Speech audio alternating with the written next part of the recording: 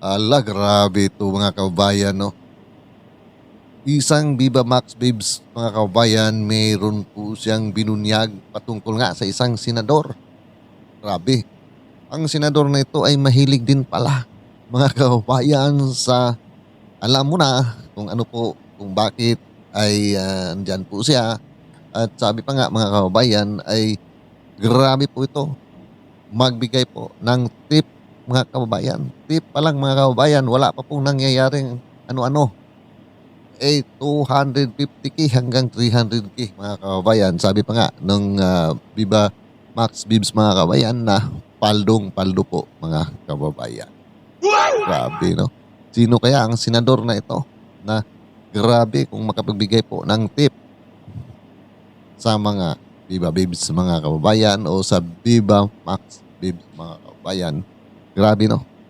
Ang laki po ng kanyang ibibigay po na tip, no? Sabi nga dito, wala pang nangyayari yan mga kabayan. Wala pong ginagawa, no? Wala pong ginagawa itong babae dyan po sa ating butihing senador na napakagalanti. Grabe po magbigay ng tip, ano? Sobrang yaman po siguro ng senador na ito dahil biruin mo mga kabayan, 250k hanggang 300k ang kanya pong tip lamang yan sa isang babae mga kababayan. So ayan at alamin muna natin kung sino kaya ang nasabi pong senador na ito para malaman po natin, panoorin natin ang video na ito. Si Senator, magkano Ay, si ino-offer ni Senator? Ano pa lang, tip pa lang, paldo na. Tip pa lang, paldo na. Tip pa lang, paldo na. Magkano mag-tip si Senator? Abot ng 250 to 300. 250 to 300. Yes, Wala pang nangyayari to. Wala pa po. Ganun ang senador, ano? Grabe, no? No? Opo. Napaka-generous pala nila, no? Kasi galing sa tax. Oo nga, no? Mga galing sa tax, mas lalo si ano. Ay, nako. Okay. Tapos, okay, ito question ko ngayon. Yung mga minention mo sa aking mayor or senator, Yes. nakita mo nag-hearing sa Senado. Nandun ba sila sa listahan na to?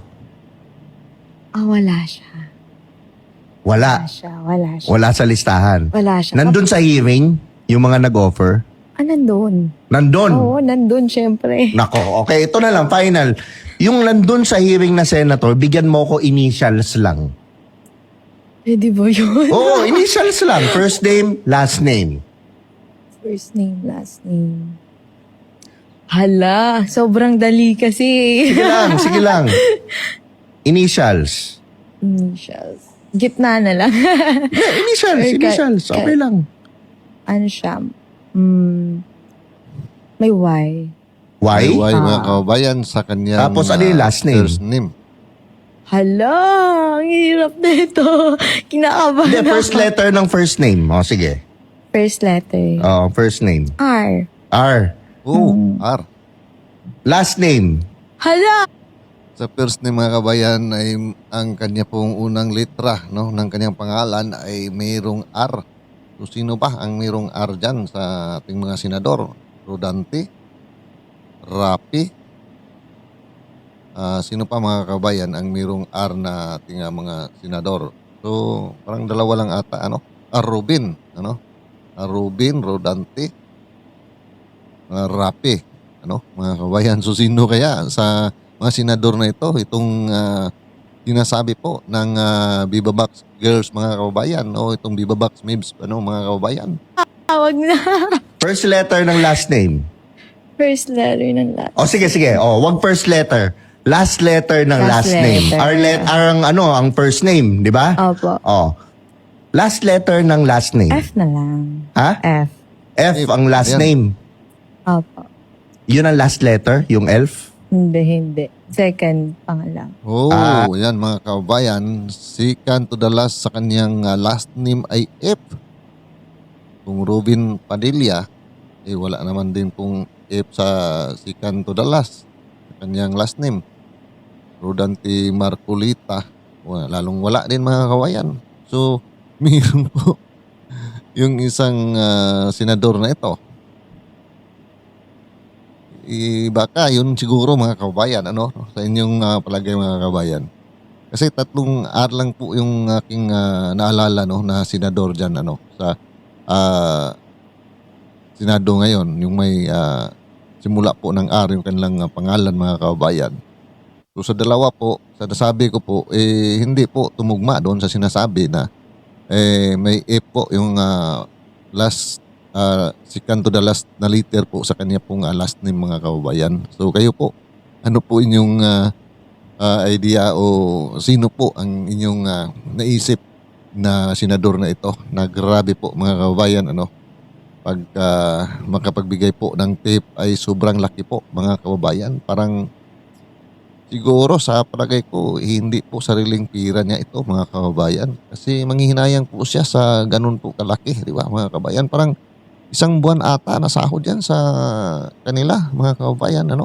Iwan ko hindi ko masyadong alam nitong sahod po ng senador kung aabot ba ng 250k ang isang buwan mga kababayan.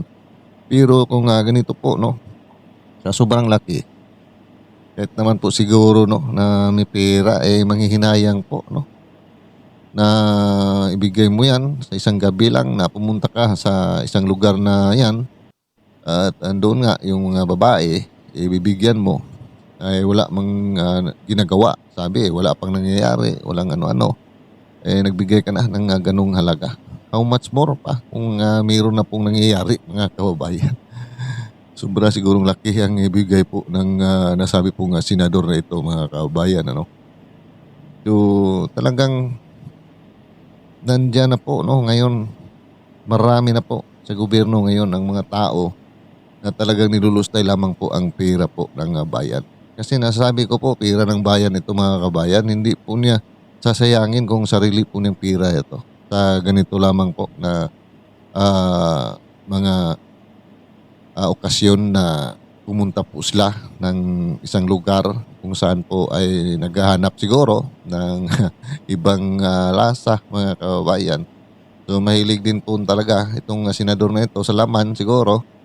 Iya ay andyan ay nagpunta dyan, naghanap kung makakatikim ng mas masarap pa na putahe mga kababayan.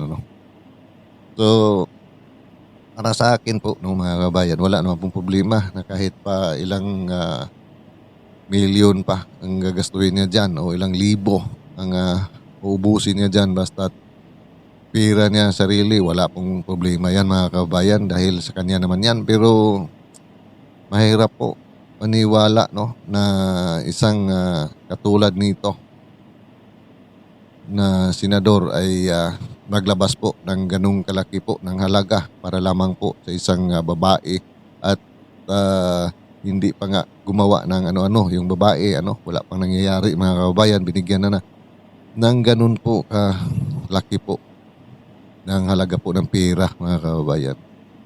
So talagang hindi po siya nanghihinayang doon po sa pera.